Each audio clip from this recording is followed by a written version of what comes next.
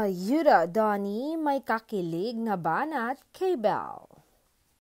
Hindi pa rin makagit over ang mga netizens sa mga nakakakilig na banat ni Donnie Pangilinan kay Belle Mariano. Unang banat ni Donnie sa latest episode ng ASAP ay tungkol sa pagkakaroon ng partner in crime na pwede niyang tawagin na mine.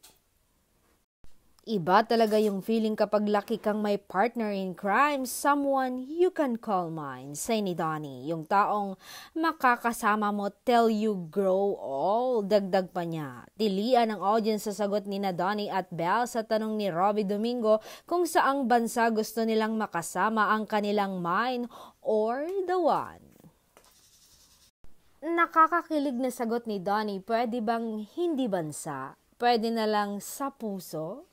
Ako kahit saan basta kung saan siya, sagot naman ni Belle. Sa sumunod na part ng show ay may revelasyon si Belle na alam na raw ng kanyang ka-love team kung ano ang mga gusto niya.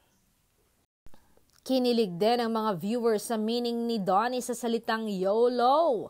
Para sa akin kasi iba ang ibig sabihin ng YOLO You only love once, say ng binata.